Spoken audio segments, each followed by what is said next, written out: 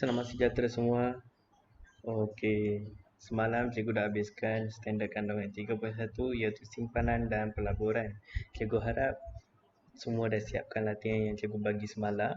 Dan untuk hari ini, cikgu akan masuk kredit dan hutang. Apa yang anda faham dengan kredit dan hutang? Okey, biar cikgu explain. Okey, kita tengok kredit dulu. Apa tu kredit? Konsep beli dahulu, bayar kemudian.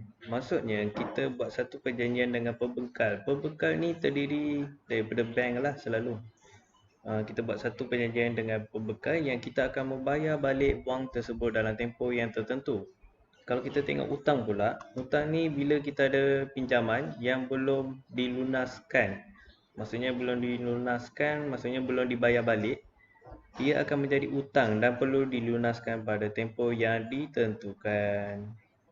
Cikgu pasti ramai daripada kalangan kamu semua ini mesti pernah dengar perkataan kad kredit. Apa tu kad kredit? Kad kredit ini kita gunakan semasa beli barang sebab dia menggunakan konsep beli dahulu bayar kemudian. Okey, akan tetapi bukan semua individu yang layak untuk memiliki kad kredit ini. Dia ada terdapat beberapa syarat yang perlu dipenuhi oleh pemohon. Okey, kita tengok apa dia syarat dia. Cikgu dah senaraikan 3 syarat, iaitu syarat yang pertama ialah 21 tahun ke atas umur dan pendapatan minimum 24,000 setahun. Ini minimum Kalau kurang tak boleh, tapi kalau lebih bolehlah. Okey, dan perlu ada dokumen sokongan seperti slip gaji. Setiap perkara dia ada baik dan buruk. Sama juga dalam hal ini, untuk kad kredit dia ada kelebihan dan kekurangan. Okey, kita tengok kelebihan. Kelebihan yang pertama ada mata ganjaran. Apa tu mata ganjaran? Mata ganjaran ni, setiap pembelian yang kita lakukan, kita akan dapat mata ganjaran. So, mata ganjaran ini kita boleh tebus kembali dalam bentuk barangan atau perkhidmatan. Okey, yang kedua adalah cashless. Maksudnya kita tidak perlu bawa tunai yang banyak-banyak ke kedai. Dan yang ketiga, ia mudah digunakan untuk urusan online shopping. Okey, kita tengok kekurangan kad kredit. Apa kekurangan yang ada? So, yang pertama dia ada charge seperti yuran dan faedah. Dan kedua, ada yang kedai tidak menerima kad kredit. So, mereka masih prefer wang lah daripada kad kredit ini. Okey, yang ketiga belanja lebih. Sebab kemungkinan kita belanja lebih ni sebab ramai yang lupa yang kita kena bayar balik duit tu. Ingin menjadi pengguna kad kredit yang bijak. Macam mana nak jadi orang yang bijak jika kita guna kad kredit ni? Kita kena jelaskan hutang dalam tempoh yang ditetapkan. Ingat, jangan lambat bayar sebab dia ada charge yang akan dikenakan oleh pihak bank kalau kita bayar lambat.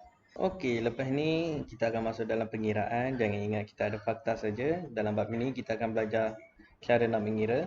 Okey, cikgu ambil video klip ni dari YouTube, iaitu dari Cikgu Chong. Okey, harap ia akan membantu anda semua.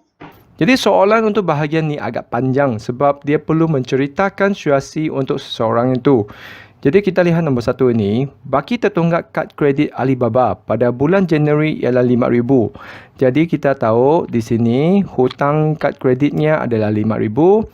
Beliau hanya membuat bayaran minimum untuk bulan Januari. Bayaran minimum. Tadi kita sudah belajar bayaran minimumnya adalah 5%. Dan tidak menggunakan kad kredit pada bulan Februari. Tarikh penyata bulan Februari sudah 10 hari daripada tarikh tamat tempoh tanpa faedah. Jadi di sini maksudnya dia sudah lewat 10 hari. 10 hari ini akan dikenakan charge kewangan iaitu faedah bank. Apakah baki penyata kad Alibaba pada bulan Februari? Faedah tahunannya 18%. Jadi faedah tahunan 18% ini adalah faedah yang dikenakan oleh bank ke atas baki tunggakan kad kredit Alibaba. Jadi kita lihat sama-sama apa penyelesaiannya. Jadi bayaran minimumnya mesti adalah 5%. Jadi daripada jumlah hutang 5,000. Jadi kita darabkan kita dapat 250. Disebabkan nilai ini sudah lebih daripada 50, maka kita akan ambil nilai ini saja iaitu 250. Baki yang belum dijelaskan maksudnya, disebabkan hutang tadi RM5,000, dia bayar minimum RM250. Maka masih tinggal lagi RM4,750. Tempoh dikenakan caj kewangan, tadi kita lihat dia adalah 10 hari. Jadi, tempoh itu adalah 10 hari daripada setahun, iaitu 365 hari. Yang untuk tempoh ini, kita mesti tukarkan kepada bentuk tahun. Sebab kenapa? Sebab caj kewangannya adalah diberi secara tahunan. Maka bilangan hari itu, kita mesti bahagi dengan jumlah hari untuk setahun, iaitu 365. Jadi, caj kewangan yang dikenakan akan dikenakan ke atas baki yang belum langsai, darab dengan bilangan hari setahun dalam setahun. Dan kita punya peratus tadi adalah 18/100. Jadi kita tekan kalkulator, dapatkan nilainya 4750 darab dengan 10/365 darab dengan 18/100. Okey, jadi untuk caj kewangan ni dia akan kena RM23.42. Jadi baki pada bulan Februari itu dia akan gunakan baki daripada hutang yang belum langsai tambah dengan caj kewangan. Jadi jumlah hutangnya adalah RM4,773.42. Kita lihat contoh soalan kedua. Okey, soalan kedua. Penyerta kad kredit Abu pada bulan Ogos ialah RM6,000. Beliau tidak membuat bayaran minimum pada bulan itu dan dikenakan caj lewat bayar. Tarikh penyerta ialah 20 hari daripada tarikh tamat tempoh tanpa faedah dan Abu tidak berbelanja pada bulan September. Apakah baki pada penyerta kad kredit Abu pada bulan September? Faedah tahunannya adalah 15%. Jadi di sini beberapa angka ni adalah maklumat yang penting. Soalan ni panjang tetapi maklumatnya sebenarnya semua di depan mata kita sudah, iaitu yang semua yang bernombor lah. Jadi di sini baki yang belum dijelaskan adalah RM6,000 sebab dia tak bayar langsung. Jadi caj kewangannya disebabkan dia ada lewat 20 hari, maka dia akan kena 20/365. Lepas tu peratus tahunannya adalah 15%. Ditekan kalkulator sekali lagi. Okey, kita dapati ini adalah RM49.32. Okey, caj bayar lewat ini kalau anda perhatikan buku teks dengan setengah buku rujukan mungkin berbeza.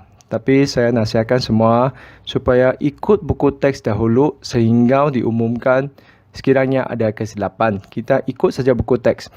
Jadi dalam buku teks tu, apa yang berbeza itu adalah buku teks dia mengambil kira bakinya dengan caj kewangan. Ada buku dudukan yang tidak memasukkan caj kewangan ini.